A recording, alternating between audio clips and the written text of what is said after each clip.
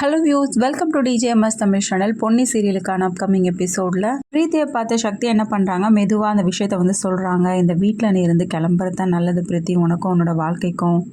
இல்லைன்னா 4 பேர் 4 விதமாக பேச ஆரம்பிச்சிருவாங்க. அது உன்னோட வாழ்க்கையை தான் பாதிக்கும். எனக்கு உங்ககிட்ட சொல்லவே தயக்கமாக இருந்துச்சு பிரீத்தி, ஆனால் என்ன பண்ணுறது, இது உன்னோட வாழ்க்கைக்காக யோசிச்சு நான் சொல்லி தானே ஆகணும் அப்படின்னு சொல்லிட்டு சொல்கிறாரு சக்தியும். இப்போ என்ன சொல்ல வர சக்தி, நான் அந்த வீட்டை விட்டு வெளில போய் ஆகணும் அப்படி தானே அப்படின்னு சொல்லிட்டு கேட்க, ஐயோ பிரீத்தி, நீ இதை வந்து தப்பாக எடுத்துக்காத, நான் உன்னோட நல்லதுக்காக மட்டும்தான் யோசிச்சு இதெல்லாம் பண்ணுறேன். நல்ல வேளை பொண்ணு எனக்கு எடுத்து புரிய வச்சு, அதனால தான் நான் இப்படிலாம் யோசிச்சு பண்ணுறேன். பின்னாடி முன்ன பின்ன யாரும் உன்னை பற்றி பேசிடக்கூடாது இல்லை, அதனால தான் சொல்கிறேன் பிரீத்தி அப்படின்னு சொல்கிறாரு சக்தியும். ஆமாம் பிரீத்தி, சக்தியும் மேலே ஒரு நல்ல மரியாதையும் அன்பையும் வச்சுருக்காரு. அதனால் நீ வந்து இதெல்லாம் புரிஞ்சுக்கோ, அவர் சொல்கிறத வந்து ஏற்றுக்கோ அப்படின்ற மாதிரி பேசுகிறாங்க. பொன்னியும் இதை கேட்டு ரொம்பவே கடுப்பாகிறாங்க பிரீத்தி மனசுக்குள்ளற.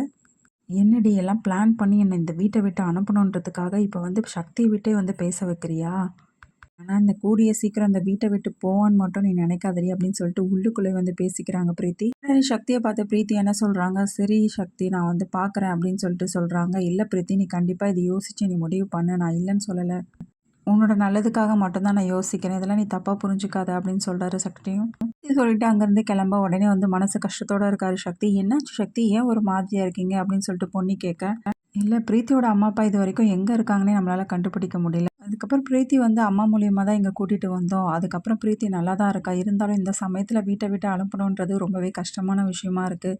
பிரீத்தி ஏதாவது என்னை பற்றி தப்பாக எடுத்துக்கிட்டாலா என்னன்னு தெரியல அப்படின்ற மாதிரி சக்தி வந்து ரொம்பவே ஃபீல் பண்ணி சொல்லிட்டு இருக்காங்க பொண்ணுக்கிட்ட. ஐயோ என்ன சக்தி, நீங்கள் பிரீத்தியை பற்றி புரிஞ்சுக்கிட்டது இவ்வளோ தானே, உங்கள் ஃப்ரெண்டை பற்றி உங்களுக்கு தெரியாது, அதெல்லாம் ஒன்றும் தப்பாக எடுத்துருக்க மாட்டாங்க, நீ அதை நினச்சி ஃபீல் பண்ணுறீங்க சக்தி அப்படின்னு சொல்கிறாங்க பொன்னி.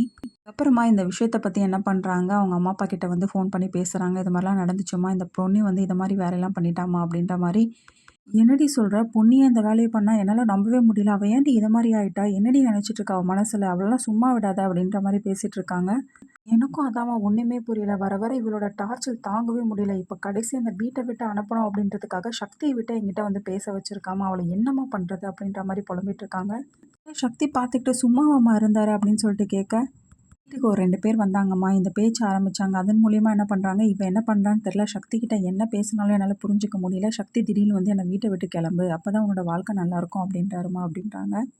அந்த 2 பேரை அனுப்பி வச்சது கூட எனக்கு தெரிஞ்ச அந்த பொண்ணியை தாண்டி இருக்கலாம், ஏதோ ஒரு பிளான் பண்ணியிருக்கா. அதனால் நீ அவளோட முகத்திரியை கிழிச்சு சக்தி கிட்ட மாட்டி விடுடி, அப்போ தாண்டி இந்த வீட்டில் இருக்க முடியும், தப்பி தவிர்த்து மட்டும் அந்த வீட்டை விட்டு நீ கிளம்பி வந்துடாத அப்படின்னு சொல்லிட்டு சொல்கிறாங்க பிரீத்திக்கு அவங்க அம்மா அப்பா. இல்லைம்மா, அது எப்படி நான் வருவேன், என்னால் அந்த வீட்டை விட்டுலாம் வரவே முடியாது, சக்தியை விட்டு என்னால் வர முடியாது, சக்தி என்னால் யாருக்கும் விட்டு கொடுக்க முடியாது, என்னோட கல்யாணம் நடந்தால் அது சக்தி கூட தான் அப்படின்னு சொல்லிட்டு என்ன பண்ணுறாங்க, ரொம்பவே உறுதியாக பேசுகிறாங்க.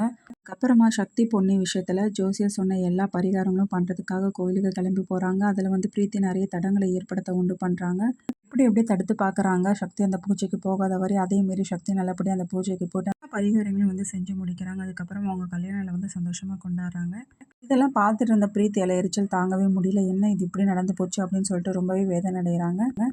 அவங்களோட கல்யாண நாள் அன்னைக்கு சக்தி வந்து பொண்ணுக்கிட்ட தன்னோட காதலை வந்து வெளிப்படுத்துகிறாரா இல்லையா, அது எல்லாமே தெரிஞ்சுக்கலாம். அதுக்கு மறக்காமல் நம்ம சேனலை வந்து சப்ஸ்கிரைப் பண்ணிக்கோங்க. கூடவே இருக்க அந்த பெல் ஐக்கனும் கிளிக் பண்ணிவிடுங்க. அப்போ தான் நான் போடுற அடுத்தடுத்த வீடியோஸ் உங்களுக்கு நோட்டிஃபிகேஷனில் வரும்.